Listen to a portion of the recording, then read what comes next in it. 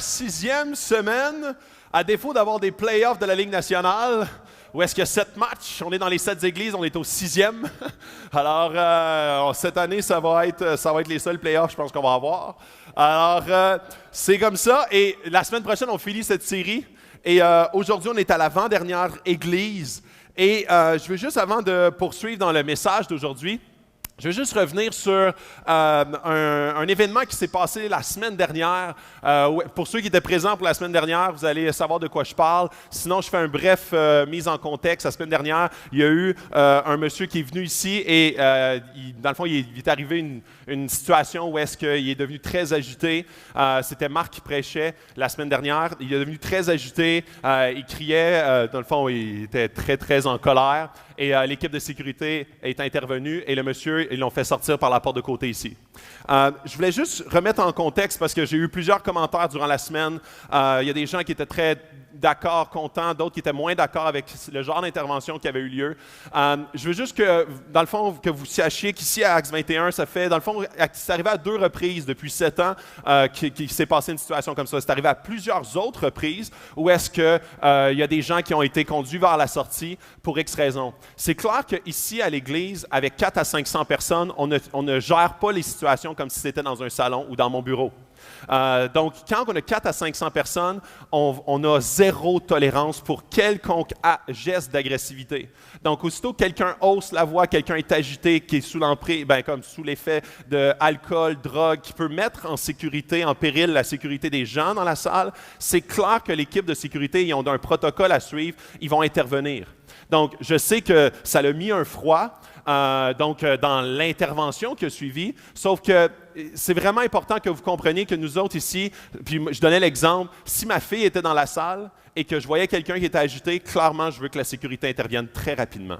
Et je vous invite, si jamais vous êtes dans la salle et que vous êtes témoin d'actions, de situations où est-ce que quelqu'un est agité, qui élève la voix, qui est agressif, d'aviser les gens qui est écrit sécurité sur leur chandail. Il y a 4 à 5 personnes qui sont toujours dans la salle qui empêchent qu'une situation dégénère. Donc, notre but, c'est que les dimanches matins puissent se passer dans la douceur, dans le calme, dans la réceptivité. Et c'est sûr qu'on va avoir zéro tolérance pour tout geste d'agressivité. Maintenant, on veut prendre soin, puis ici, on est une église au centre-ville. On est ouvert à n'importe qui, dans n'importe quelle situation. On veut être ouvert, une église qui aime les gens. On ne veut pas être sélectif du tout sur les gens, leur background, leur passé, leurs blessures. Sauf qu'il y a un encadrement très serré qu'on va avoir dans la salle ici et qu'on va avoir de façon différente quand on les rencontre en privé. Donc, puis que vous puissiez être avisé, dans le sens, ici, on ne va jamais permettre un geste d'agressivité. On va intervenir très rapidement. Et vous pouvez trouver ça parfois un peu comme d'intervenir de façon très active, mais on veut absolument préserver la sécurité. C'est la raison pour laquelle on le fait comme ça.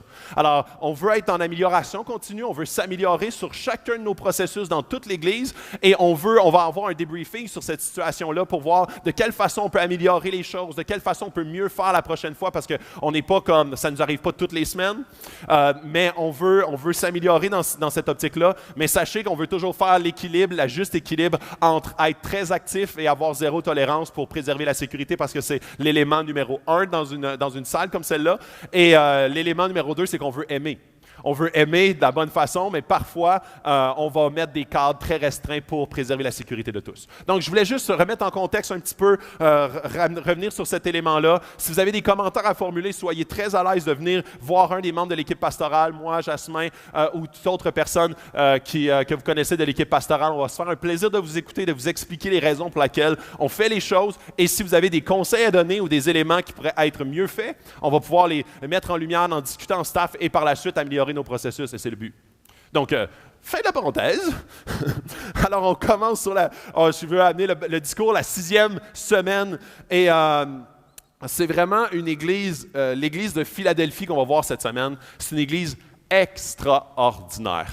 Les 3 dernières semaines ont été des semaines relativement sérieuses, où est-ce qu'on a adressé plusieurs choses. On a parlé de sujets qu'on parle rarement dans l'Église, sexe, pornographie. On a parlé de tolérance, de compromis. On a parlé de toutes sortes de sujets qui sont comme « Oh, OK, c'est rare qu'on discute de ça, mais on trouve ça super important d'adresser ces sujets-là. » Par contre, cette semaine, on va aller dans une autre sphère. Et vous allez voir, vous allez comprendre, et en début de parcours, comme dans tous les discours, dans toutes les semaines, c'est vraiment important. Je vais lire le passage en début de parcours et ensuite de ça, on va le décortiquer, on va voir le contexte et de quelle façon ça s'adresse à notre Église, ici, maintenant, en 2018, et comment est-ce qu'on peut se l'appliquer.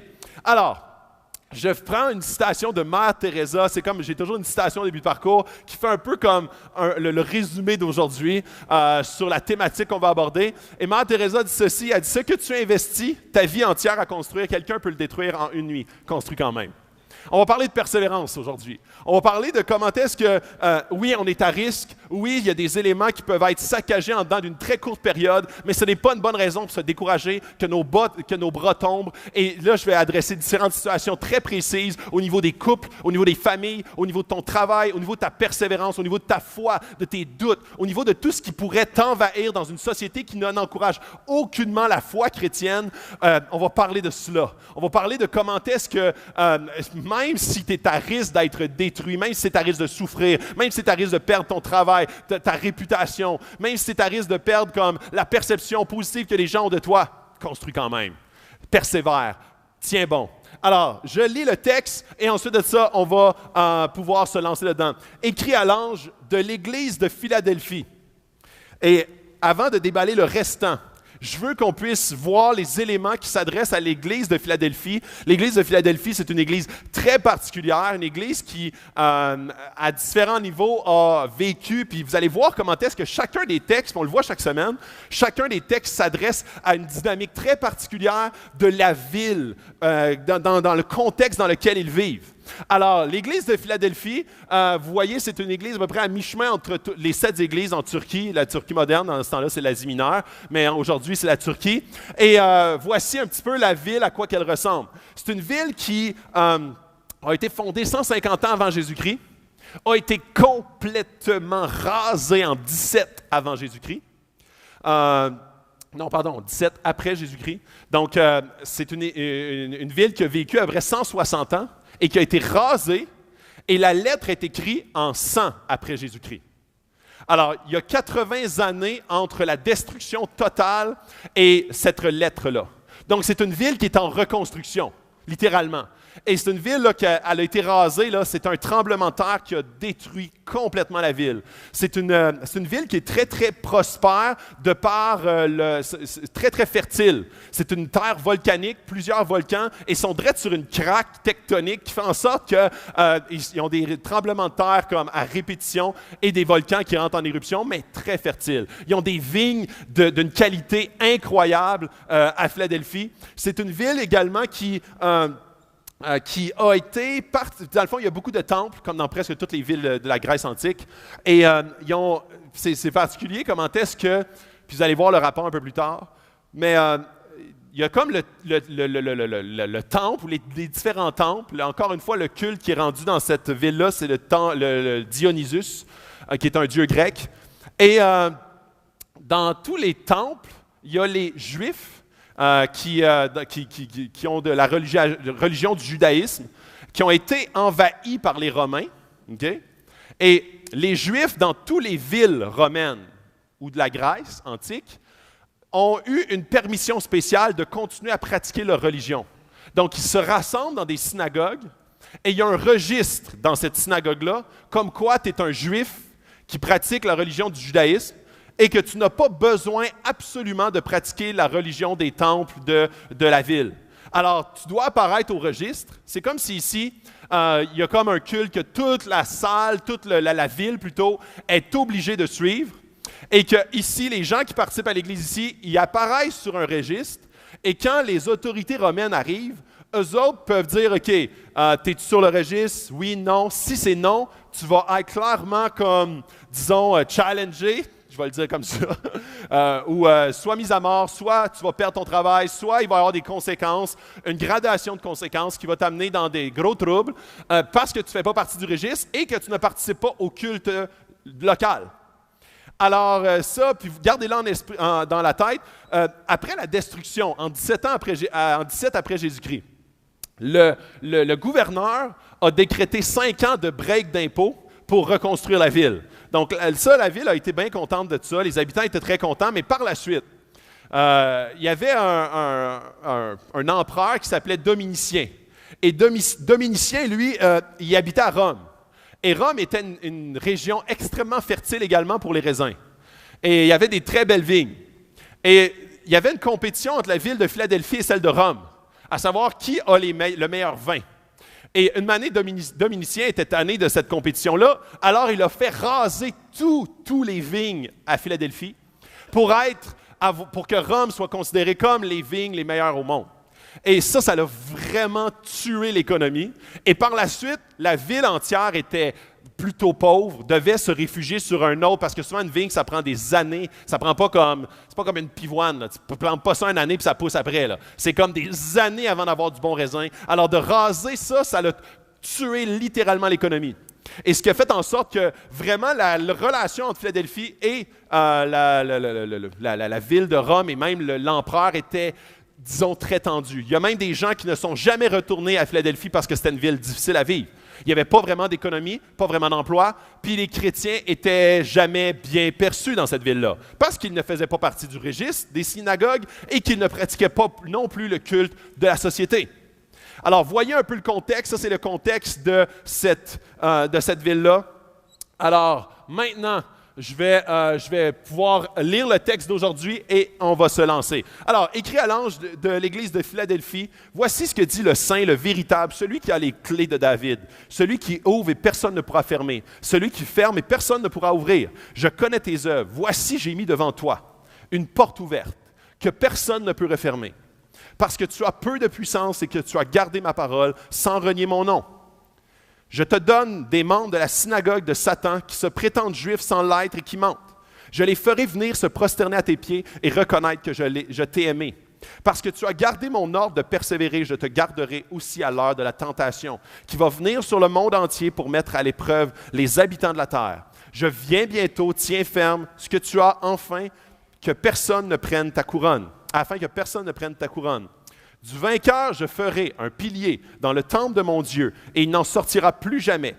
J'écrirai sur lui un nom de mon Dieu, celui de la ville de mon Dieu, la nouvelle Jérusalem qui descend du ciel, d'auprès de mon Dieu, ainsi que mon nom nouveau, que celui qui a des oreilles écoute ce que l'Esprit dit aux églises. Alors, Jésus, puis c'est le même, hein, on étudie encore un autre cas. On a étudié 5 cas jusqu'à présent, là c'est le 6e. Alors, c'est toujours la même formule. Jésus il dit qui il est.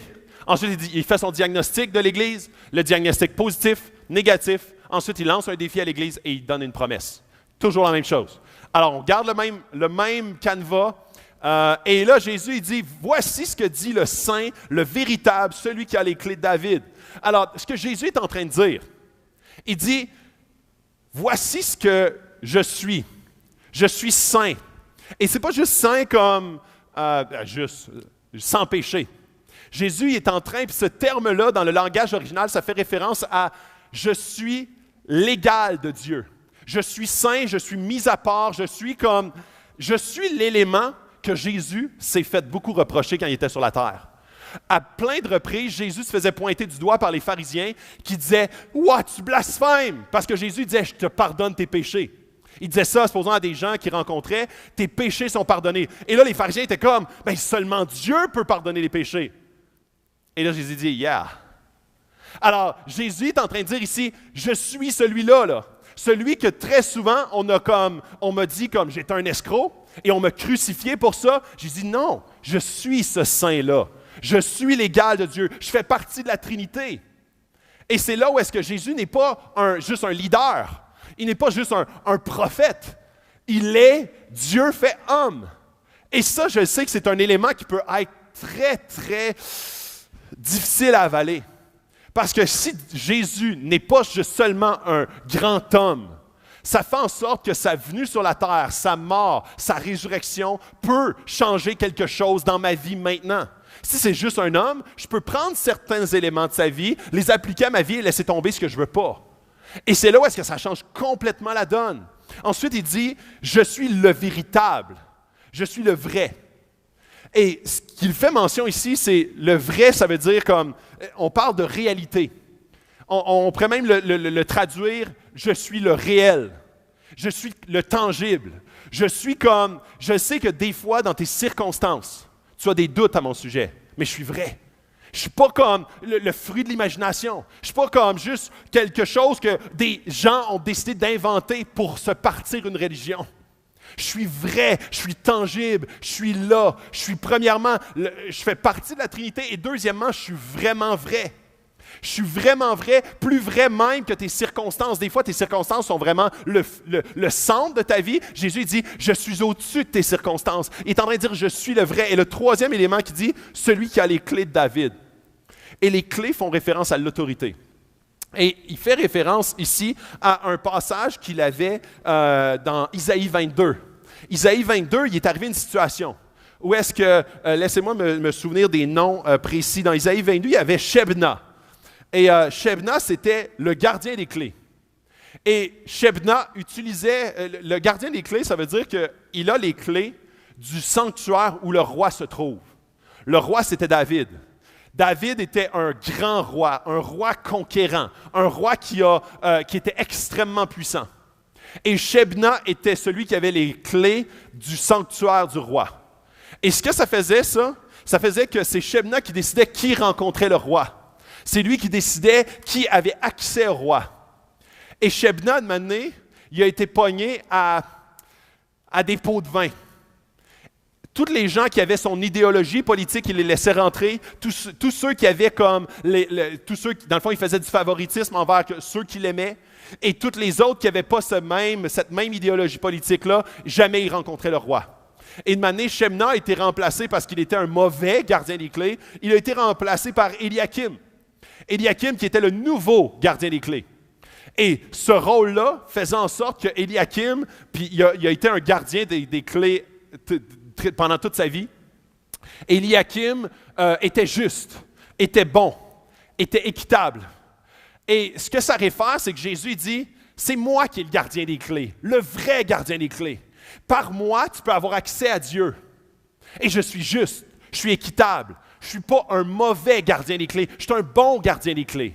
Je suis comme, puis là, il fait référence littéralement à ce passage-là où est-ce que Eliakim versus Shebna, Shebna n'était pas un bon gardien des clés, basé sur des mauvais critères. Il les a utilisés, cette autorité-là, à son avantage. Et Eliakim était un bon gardien des clés, qui laissait entrer dans la présence du roi quelqu'un qui était juste, quelqu'un qui n'était pas à risque de faire mourir le roi, sur des critères qui étaient justes, équitables pour toute la nation.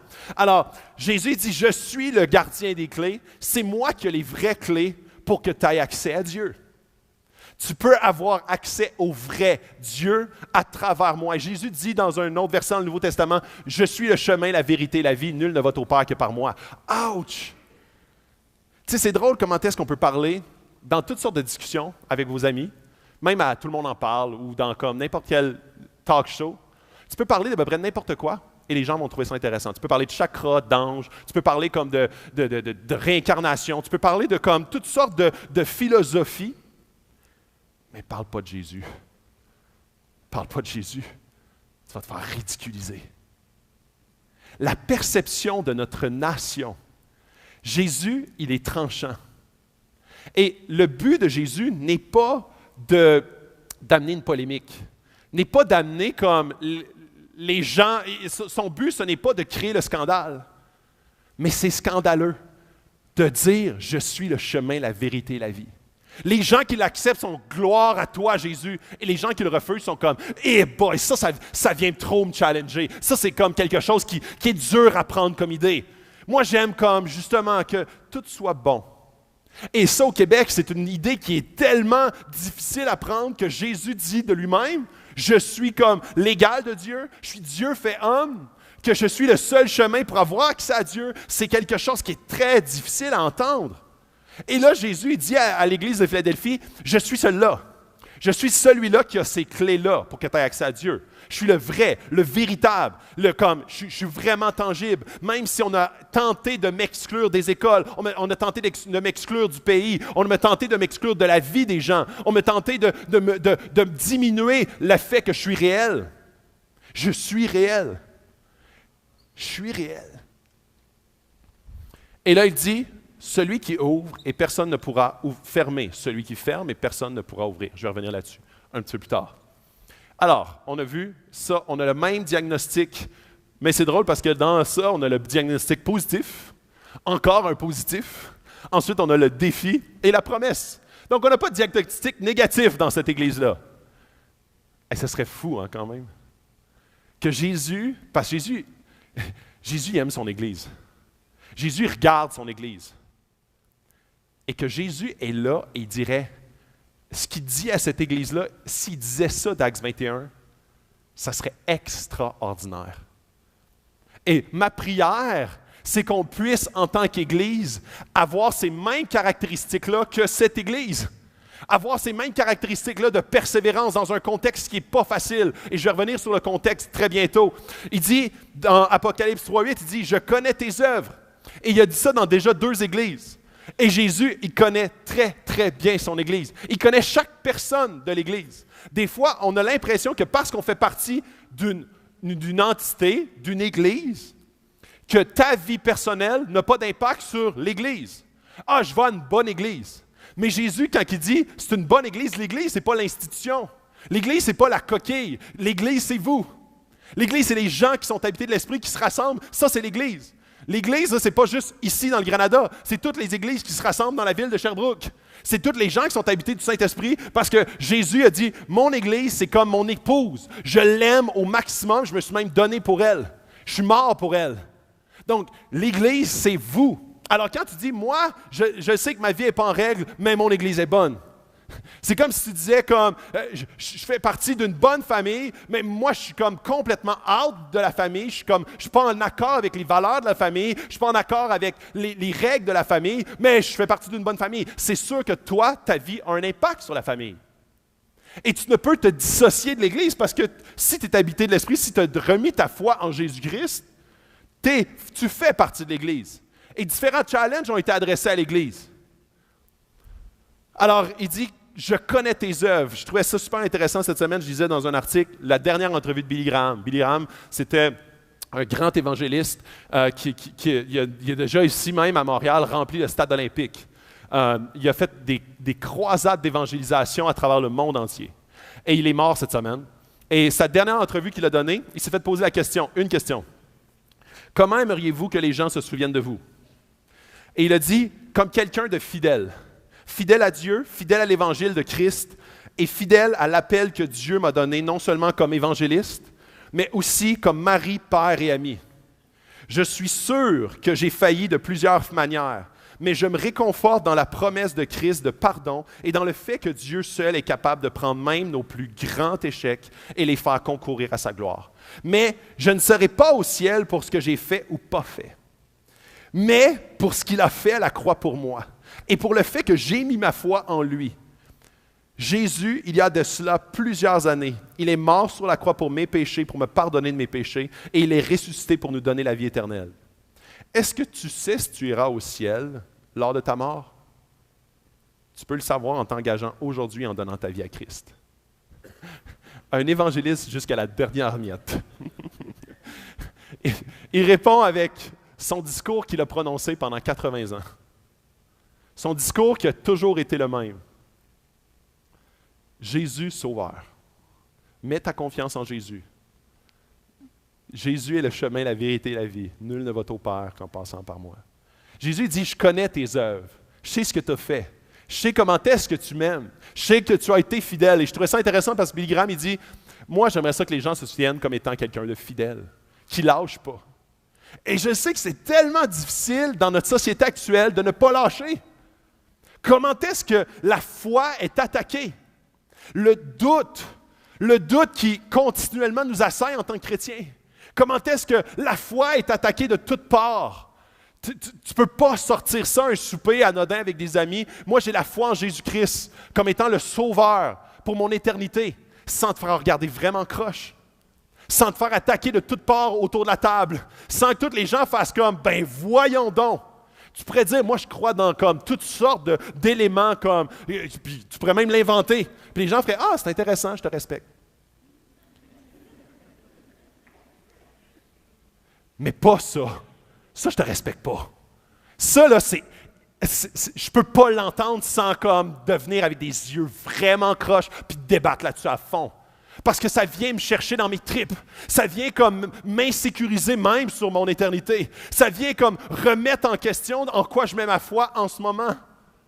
Et c'est là où est-ce que ça devient agressant.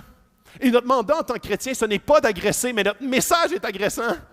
C'est là où est-ce que Jésus n'a jamais passé sous silence. Il a jamais été, les gens n'étaient pas indifférents à Jésus. C'est soit qu'ils se prosternaient ou ils le crucifiaient. Et aujourd'hui, c'est encore pareil. Aujourd'hui, les gens, c'est soit ils vont soit se dire, wow, Jésus, oui, mon sauveur, ou ils vont faire comme, c'est ridicule, et toi, t'es ridicule si tu crois là-dedans. Voici, j'ai mis devant toi une porte ouverte que personne ne peut refermer. Et c'est vraiment intéressant parce qu'il parle à cette église-là et il parle des portes qu'il ouvre. Et savais-tu, Jésus ouvre des portes pour toi. Quelles sont les opportunités dans ta vie actuellement? Et c'est fou de voir comment est-ce que dans notre société actuellement, on est toujours nourri pour la prochaine étape. Tu fais ton secondaire pour rentrer au cégep, tu fais ton cégep pour rentrer à l'université pour éventuellement avoir une job. Puis des fois, tu t'en vas au DEP pour avoir une job. Après ça, une job. Pourquoi avoir une job? Mais avoir un chien, avoir une maison, avoir 2 chars, des paiements de chars, remplir des cartes de crédit. Après ça, faire faillite. Après ça, recommencer. Après ça, t'enligner sur la retraite. Puis là, rentrer à la retraite, on va se faire du fun. Après ça, tu meurs. Puis là, tu dis, yes, c'est ça la vie. Et tu sais, comme, on ne va pas à l'école pour rien. On ne va pas à l'école, on est toujours un optique, à part quand ça fait 7-8 ans que tu es au cégep. Fait que là, des fois, ça arrive, mais normalement, tu t'enlignes pour quelque chose. Tu es comme next step. Mais savais-tu quoi? Jésus ouvre des portes pour toi aujourd'hui, maintenant, ici. Comme dans ta situation actuelle. Souvent, on est comme, hey, quand je vais avoir, je vais. Non, maintenant. Comme tu es aux études, Jésus ouvre des portes pour toi maintenant. Comment est-ce que tu peux répondre à l'appel, à la porte que Jésus ouvre maintenant dans ta vie? Mais non, je suis trop jeune, je suis un ado. Jésus ouvre des portes maintenant dans ta vie d'ado. Jésus ouvre des portes dans ta gang d'amis. Jésus ouvre des portes dans ta classe. Jésus ouvre des portes pour que tu sois un témoignage, un témoin fidèle. Comme, souvent, on est comme, ah, moi, là, aussitôt que je vais être marié, ça va bien aller. Là, tu t'en vas au gym, tu te fais des pipes, là, tu dis, ah, je ne suis pas encore marié, pourtant, j'ai tout fait. Maintenant, Jésus ouvre des portes pour toi maintenant dans ton célibat. C'est merveilleux, le célibat. C'est merveilleux et c'est comme une opportunité. C'est une opportunité. Jésus ne dit pas comme, bientôt tu vas. Non, maintenant, j'ouvre des portes. J'ouvre des portes. Maintenant, c'est à toi d'être fidèle aux portes que j'ouvre. Comme même des fois, on est juste, quand on est dans la souffrance, on met tout en suspens et on est focusé sur notre souffrance. Et très souvent, on est comme, cette souffrance, tout ce que ça me prend pour sortir de ça, c'est la réponse. Et là, quand tu as la réponse, je vais te donner un exemple classique. Je n'ai pas de travail. Je n'ai pas de travail. Aussitôt que j'aurai un travail, là, je vais devenir en action. Mais Jésus ouvre des portes dans ton pas de travail. Je me souviens, une des expériences qui a été les plus éducatives pour moi, c'est j'avais 19-20 ans. Et pendant un été, j'avais un nouvel emploi. Et j'étais sur appel. Alors là, je fais toute la place, je lâche mon autre job. J'avais une job chez Canadian Tire à vendre des tondeuses. Je lâche cette job-là. Là, je m'enlignais pour ma job d'été sur appel. Alors, j'avais pas de cellulaire, ou peut-être j'avais un flip, mais en tout cas, dans ce temps-là, c'était mon téléphone à la maison. Fait que là, j'attendais. C'est pour moi que ça, c'est mon téléphone. Une journée, c'est pas pire. Là, je tourne autour un peu, puis 2 jours, 3 jours, 4 jours, 5 jours. Et là, je commençais à pitonner dessus un peu. J'ai reçu un appel. J'ai reçu un appel d'un camp chrétien qui me disent, hey, on a vraiment besoin de ton aide cet été. Là, je dis, non, j'attends mon appel.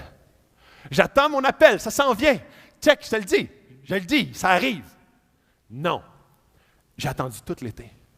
Je me suis fait appeler 3 fois. Je te dis, ça peut être une été très payante, mais très dépressant. Je me souviens, je fréquentais ma femme dans ce temps-là et j'étais tellement obnubilé par « ça s'en vient ». Mes espoirs étaient là. Jésus ouvrait des portes autour de moi, j'étais comme « non, c'est ma porte que je veux prioriser. J'attends le téléphone, il va sonner bientôt. Et quand ça va sonner, ma vie va se placer. Là, comme je vais redevenir équilibré. » Et c'est là où est-ce que ma vie tournait autour du téléphone. Ma vie tournait autour de cette porte-là que Jésus allait ouvrir. Non, il m'en ouvrait maintenant, je ne les voyais pas. Et c'est là où est-ce que très souvent on est dans l'attente de les portes qu'on aimerait qu'il s'ouvrent. Et Jésus dit non, maintenant je t'ouvre des portes, saisis-les. Sois fidèle dans ce que je t'ouvre maintenant. Je ne connais pas tes circonstances où est-ce que tu es dans ta vie maintenant. Mais clairement, Jésus ouvre des portes pour toi ici, maintenant. Jésus ouvre des portes pour notre Église. Jésus nous crée des opportunités en tant qu'Église. Et est-ce qu'en tant qu'Église, on est fidèle pour y répondre? Est-ce qu'on va saisir ces opportunités-là ou rester trop autour de notre plan de départ?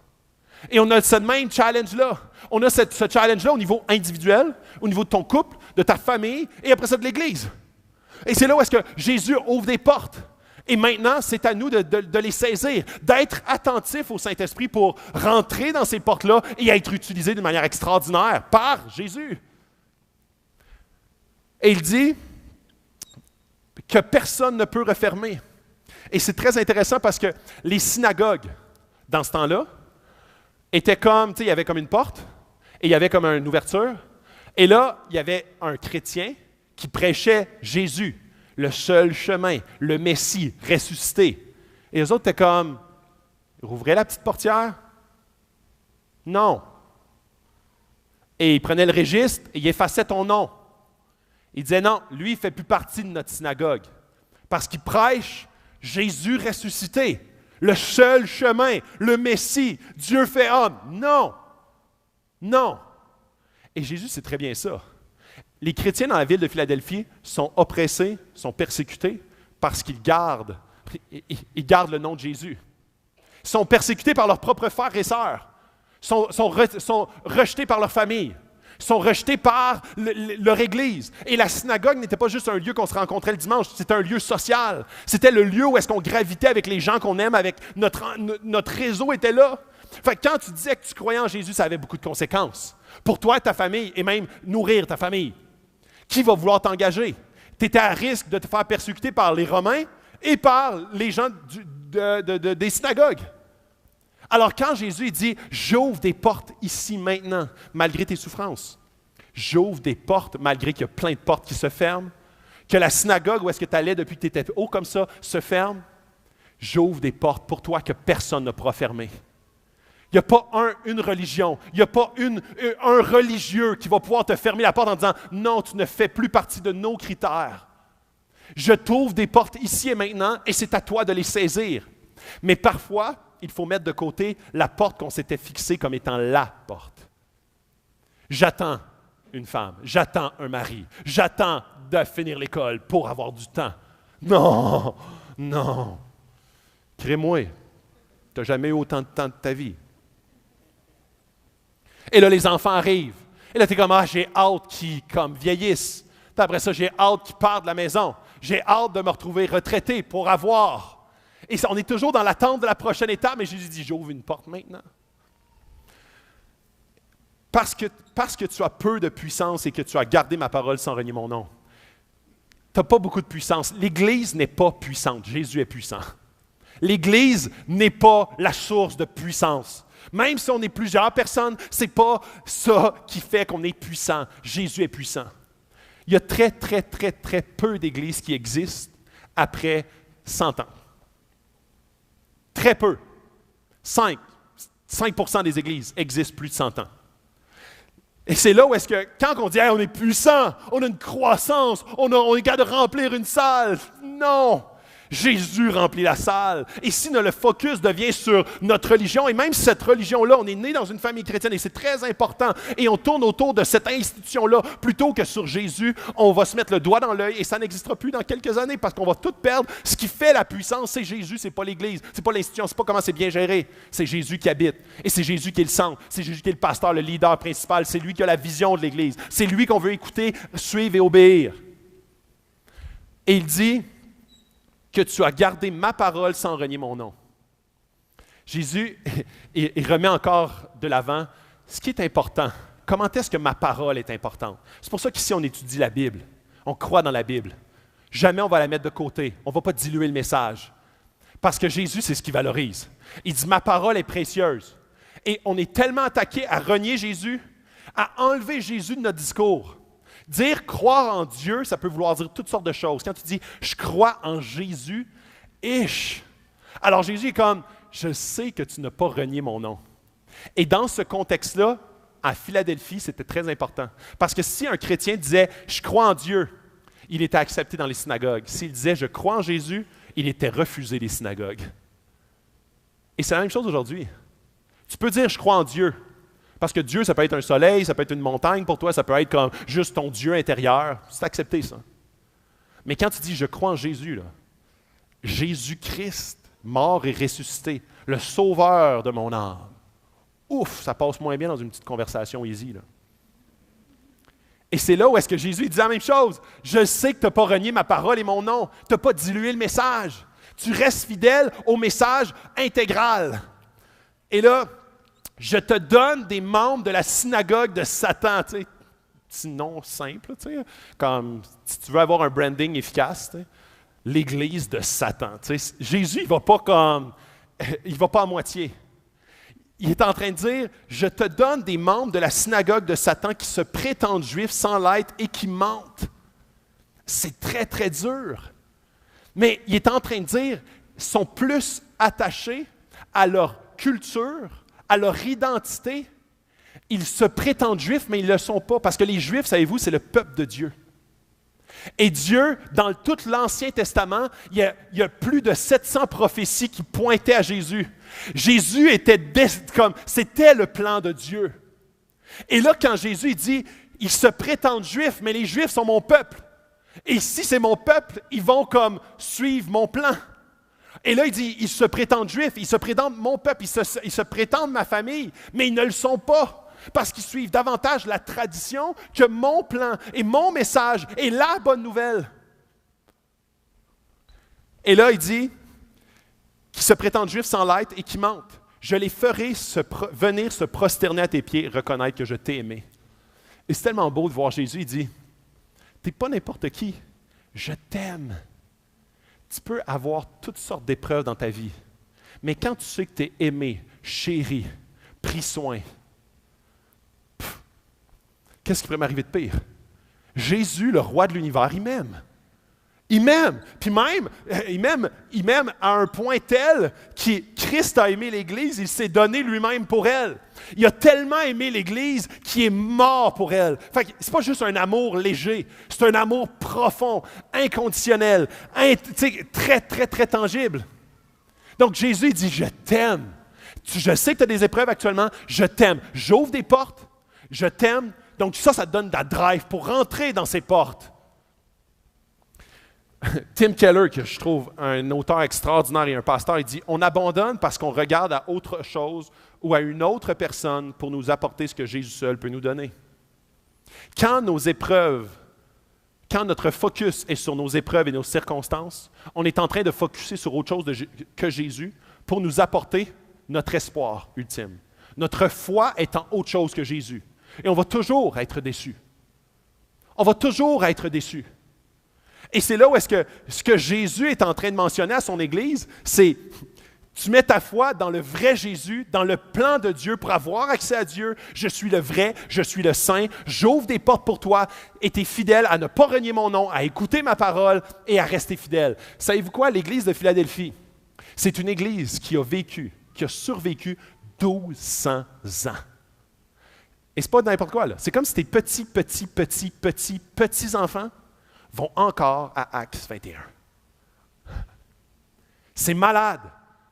Et savez-vous quoi? Cette église-là, pourquoi 1200 ans? C'est qu'en 1342,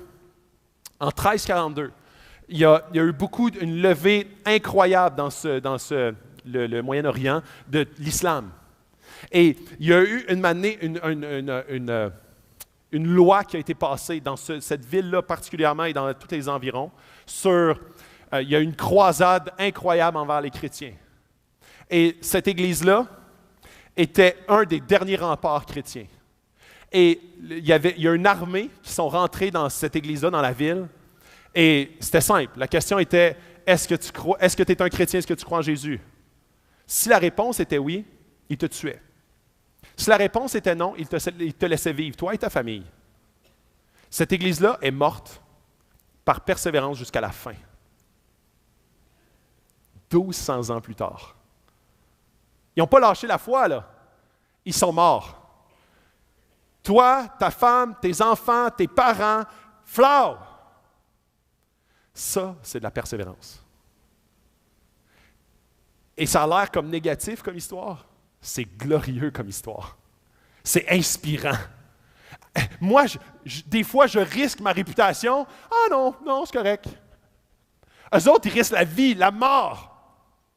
Et c'est littéral, là, c'est deep. Là. En ce moment même, sur la terre, il y a des chrétiens qui meurent pour leur foi.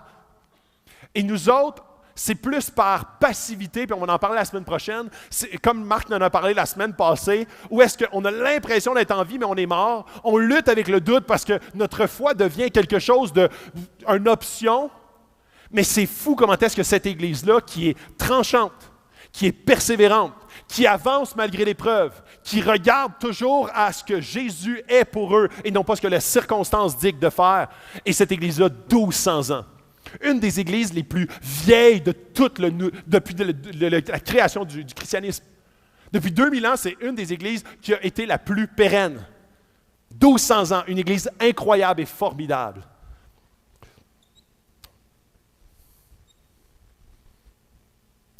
Parce que tu as gardé mon ordre de persévérer. Je te garderai aussi à l'heure de la tentation qui va venir sur le monde entier. La persévérance, c'est quelque chose qui est constant.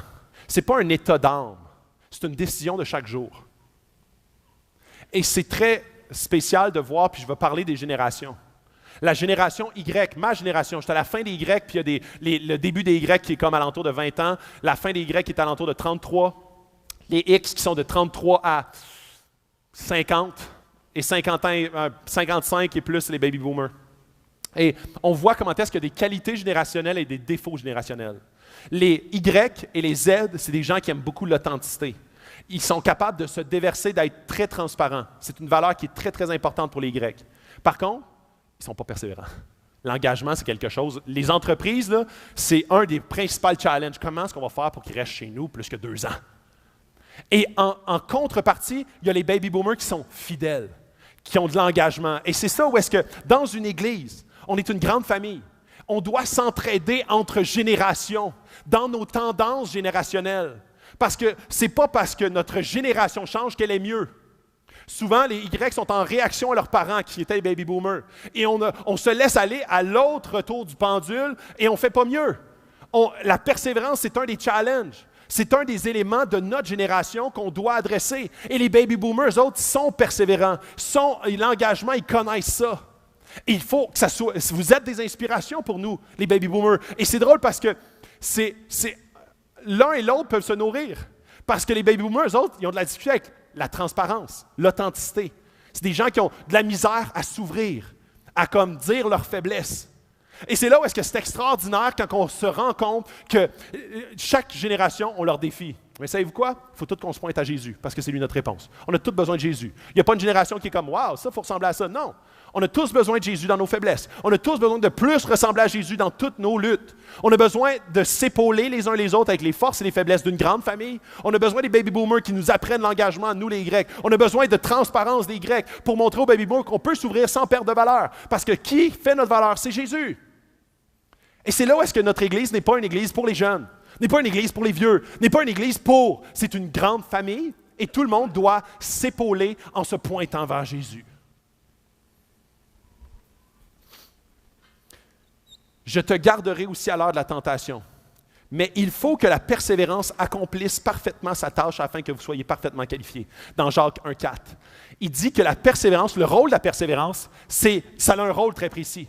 Quand tu persévères, ça t'amène à développer des qualités qui font en sorte de ne pas écouter que ton cœur. Et ça, c'est complètement contre notre génération. C'est complètement contre notre société. Je n'ai déjà parlé il y a 3 semaines, comment est-ce que notre cœur est notre Dieu. Si tu le files, fais-le. Et la persévérance, ce que ça fait, c'est l'inverse. Je le file pas pantoute, mais je continue. Et vous savez, on agit comme ça dans les sphères qui sont inconditionnelles dans nos vies. Comme quand ton enfant est malade, la nuit, il vomit, OK? Tu dis pas, je le file dessus de me lever là, pour aller ramasser du vomi. Non, tu le fais. Et là, quand tu es fatigué, parce que ça fait 7 jours que ça arrive, tu es vidé, tu as des grosses poches entre tes yeux, tu ne te questionnes pas sur « je le file dessus ». Mais pourtant, sur toutes sortes d'aspects de nos vies, c'est l'inverse. Je le file dessus. Je le file dessus, mon travail. Je le file dessus, mon couple. Je le file dessus. Est-ce que je le sens encore? Est-ce que je le sens, Jésus? Non, il n'existe plus. Est-ce que Jésus, il est assez vrai? Il est assez tangible? Non, il n'existe plus. Et on est tellement dans cette vague-là où est-ce que c'est ça qui va dicter notre foi? Quand Jésus est confronté à Thomas, et Thomas dit comme, moi je le croirais pas sans le voir. Et Jésus dit, heureux celui qui croit sans voir. C'est ça la foi. Fait que si la foi, il faut que tu le sentes continuellement, tu vas être très, très déçu. Parce que des fois, dans l'épreuve, tu ne le sens plus pantoute. Mais la persévérance, c'est de continuer malgré que tu ne le vois pas. De persévérer dans la foi, persévérer dans l'épreuve, de toujours regarder à l'endroit qui fait la force, Jésus.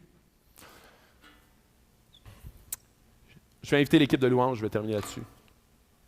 Le défi, je viens bientôt. Tiens ferme ce que tu as afin que personne ne prenne ta couronne. Et dis, lâche pas. Lâche pas. Et c'est ce que Jésus nous dit ce matin. Où est-ce que tu es? Où est-ce que tu te situes? Le message n'est pas la même que la semaine dernière. La semaine passée, c'est comme « repens-toi ». Là, le message cette semaine, c'est « lâche pas ». Tu trouves ça difficile? Lâche pas. Ce que tu as, que Jésus est le centre de ta vie, lâche pas. Tu es un ado et tu te fais comme tellement attaquer souvent dans ta classe au cégep. Ado, jeune adulte. Au cégep, tu te fais ridiculiser en philo par rapport à ta foi. Lâche pas. À ton travail, c'est vraiment pas à mode, surtout si tu es dans des milieux intellectuels ou des milieux scientifiques. De croire en Jésus, c'est vraiment pas à mode. Lâche pas. Dans ton couple, tu es en train de dire ah, « j'ai le goût de lâcher la serviette, elle n'est pas faite pour moi, il n'est pas fait pour moi. » Lâche pas. Est-ce que c'est tes émotions qui vont dicter ta persévérance? Non, lâche pas. Tu as la maladie qui t'assaille, la souffrance, la douleur. Jour après jour, tu prends des médicaments forts pour t'enlever la douleur. Tu es tanné. Tu es oppressé par la dépression, la tristesse. Tu te lèves le matin, tu n'as pas le goût de te lever. Lâche pas. Jésus est là. Il n'est pas moins vrai. Il n'est pas moins saint. Il n'est pas moins le chemin, la vérité et la vie. Lâche pas. Lâche pas. Lâche pas peu importe où est-ce que tu te tiens. Tiens bon la foi. Tiens bon à Jésus. Il est la réponse à tous tes problèmes. Il est la réponse à tous tes idoles.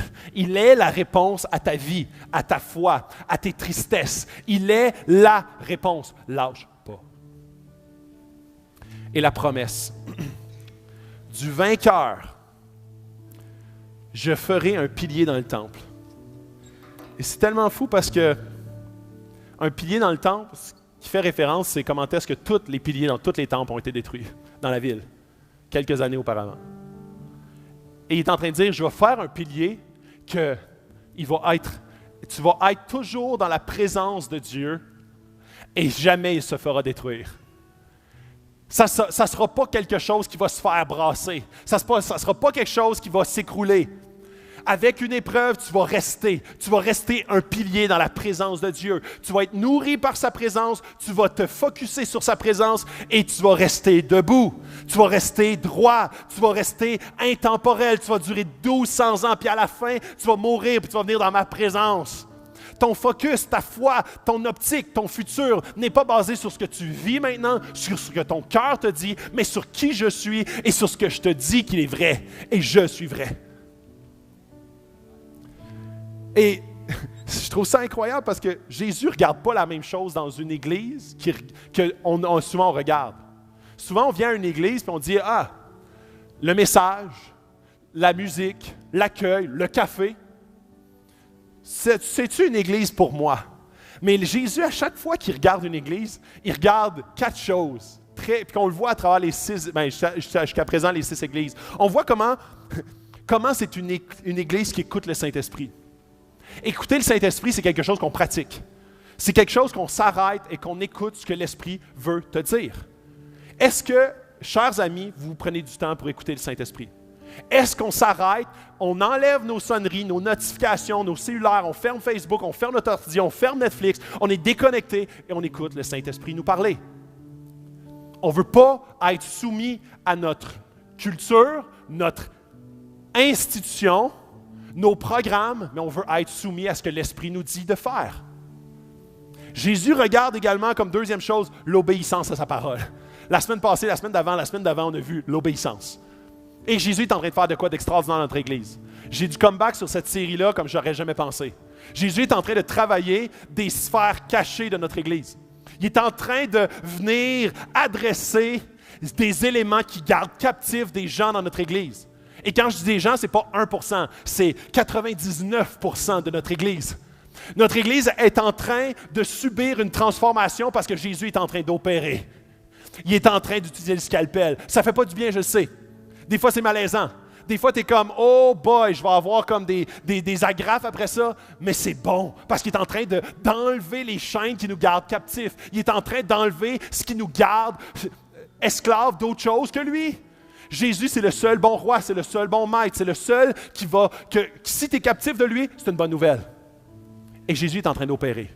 Ça fait mal, mais c'est pour ton bien. C'est pour notre bien. Et je crois sincèrement que c'est un point tournant dans l'Église.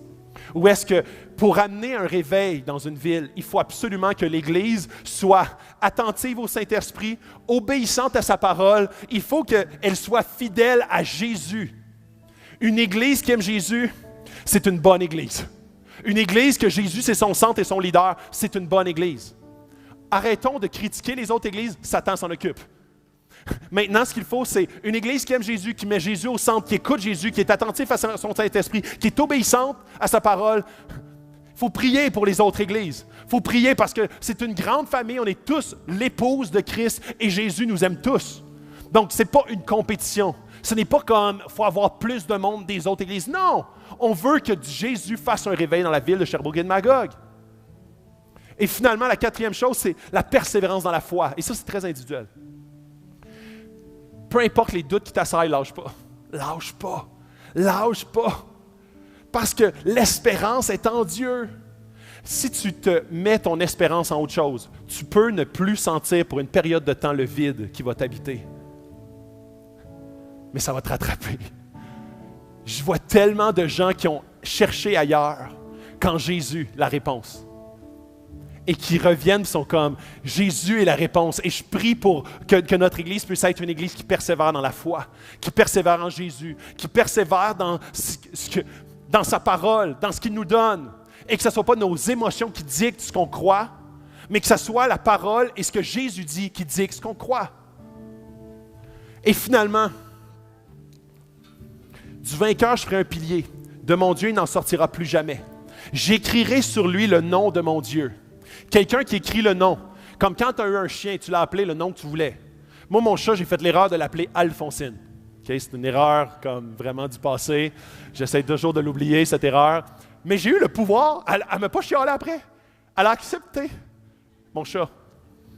Ma femme aussi, j'étais surpris. Là, mais mon chat a accepté. Pourquoi? Parce que j'en suis le propriétaire. Et quand Dieu dit « Je vais te donner mon nom », c'est que tu appartiens à Dieu. Tu ne peux pas rêver d'un meilleur père que Dieu. Tu as peut-être eu une très mauvaise image d'un père dans ta vie personnelle.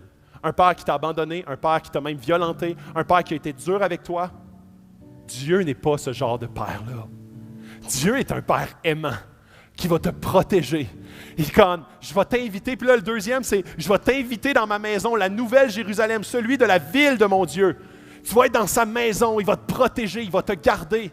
Tu ne seras plus menacé par l'extérieur ou par les gens qui te voulaient du mal parce que tu es dans la maison de ton Dieu. Et finalement, il parle d'intimité. D'auprès de mon Dieu ainsi que mon nom nouveau. Jésus dit, mon nom nouveau, tu vas le connaître.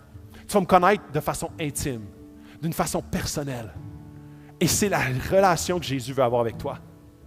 Une relation d'intimité personnelle où est-ce qu'il va te chuchoter son nom à ton oreille. C'est là où est-ce que la relation avec Jésus, ce n'est pas une religion. On le dit souvent, c'est une relation. Mais ce n'est pas une relation, ouais, j'ai eu cette relation-là il y a 20 ans. Non, c'est une relation jour après jour. Du temps avec Jésus, du temps à l'écouter, du temps à lui parler, du temps à savoir ce qu'il veut pour toi, quelle porte il t'ouvre et quelle opportunité tu dois saisir aujourd'hui. Et quel encouragement tu as besoin d'entendre de sa part. Tu as besoin d'entendre « lâche pas ». Sois un témoin fidèle, garde la foi, persévère. Comment tu veux qu'on se souvienne de toi? Comme quelqu'un de fidèle. Dans comme 80 ans, oui, mais dans 1200 ans, mes enfants encore vont suivre ton enseignement. Ils vont encore mettre leur foi en toi. Comment t'élèves tes enfants? Tes enfants, si tu as une famille, est-ce que la foi, c'est juste qu'est-ce que la zone enfant s'occupe de faire avec tes enfants? C'est notre mandat en tant que parents de transmettre cette foi-là à nos enfants. C'est notre mandat où est-ce qu'on veut être persévérant, on veut saisir ces portes que Dieu nous offre. Et nos enfants, c'est la chose la plus précieuse dans nos vies. Et on doit être des gens qui sont persévérants, qui leur enseignent la foi et qui les éduquent dans cette direction-là. Pour que dans 1200 ans, nos petits enfants, ils gardent la foi, ils persévèrent et ils ne lâchent pas. Je veux finir avec une citation que je trouve tellement bonne de Corrie ten Boom. Corrie ten Boom, c'est une femme qui a été dans les camps de concentration et elle a perdu sa sœur, sa mère, ses parents, qui ont été tous tués ou qui sont morts de faim dans des camps de concentration. Elle a survécu. Il y a un livre, si vous avez une chance de lire son livre à Corrie ten Boom, c'est incroyable.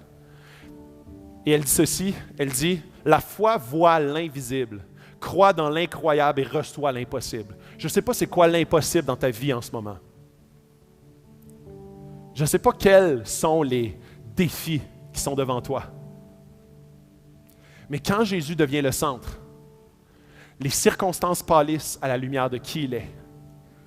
La réponse que tu croyais être dans ton travail, dans une femme, dans un mari, dans les circonstances, dans la santé. Jésus dit maintenant, ton identité, c'est moi. Ton identité, tes circonstances pâlissent à la lumière de qui je suis. Et crois dans l'incroyable et reçois l'impossible. Quand tu reçois Jésus, tu reçois l'impossible. Et ta vie devient une vie, un voyage, une aventure qui commence, palpitante. De 1200 ans, je te le souhaite. J'aimerais ça qu'on se lève et qu'on termine en prière. Par rapport à cette Église incroyable et que je souhaite tellement que notre Église puisse être une Église qui ne lâche pas, qui garde le focus et qui persévère sur la personne de Jésus. Et je vais même faire quelque chose de particulier. Je vais te donner l'opportunité de répondre de faire de Jésus exactement ce que Billy Graham disait. Il disait, est-ce que tu veux avoir accès à Dieu? Est-ce que tu veux rencontrer Dieu aujourd'hui? Crois en Jésus, Sauveur et Seigneur, le Jésus ressuscité, le Jésus qui est mort pour tes péchés, pour te faire redevenir justifié, te devenir complètement saint devant Dieu grâce au sang de Jésus. Et on va prendre un temps pour prier où est-ce que je vais prier pour la persévérance de notre Église et ensuite de ça, je vais te donner l'occasion de répondre de faire de Jésus ton Sauveur et ton Seigneur. Fermons les yeux tout le monde. Oui Jésus, je veux te prier pour notre Église ici. C'est ton Église, c'est ton Église. Seigneur, on te prie que tu puisses être le centre de cette Église, le pilier central, la pierre angulaire sur laquelle on construit tout le reste. On te demande, Seigneur, que tu puisses dans cette Église déverser en ce moment même par ton esprit Un esprit de persévérance, un esprit de vérité, un esprit de foi, où est-ce qu'on regarde à toi et non pas à nos circonstances pour dicter nos choix dans la vie. On veut regarder à qui tu es, à ce que tu as fait et quel impact ça a dans nos vies pour devenir et être et faire. On veut, Seigneur, que ton message puisse nous transcender, un message de vérité qui permet l'impossible. On veut, Seigneur, que l'impossible dans nos vies devienne possible grâce à toi. On veut, Seigneur, que tu puisses déverser un vent de fraîcheur dans notre Église. Où est-ce que nos doutes sont dissipés à la lumière de qui tu es? Nos défis restent des défis, mais avec toi, main dans la main, on les surmonte. On veut saisir les opportunités, les portes que tu ouvres pour devenir des témoins fidèles de ton nom, sans le renier. Et je veux prier maintenant pour les gens qui veulent s'approcher de toi. Et je t'invite, si c'est le désir de ton cœur, de répéter après moi, dans ton cœur, de prier. C'est une prière que tu fais avec ton Dieu. Jésus, je reconnais que j'ai besoin de toi. Je reconnais que je suis un pécheur et que j'ai besoin d'un sauveur. Je crois dans ta mort pour mes péchés et dans ta résurrection qui a vaincu le mal, qui a vaincu la mort. Et je veux faire de toi mon Seigneur et Sauveur. Sauveur pour me sauver d'une éternité loin de toi. Et Seigneur pour obéir à ta parole. Obéir à ce qui est écrit dans ta parole et ce que tu nous demandes d'être et de faire. C'est dans ton Fils, Jésus, qu'on prie toutes ces choses et pour ta gloire.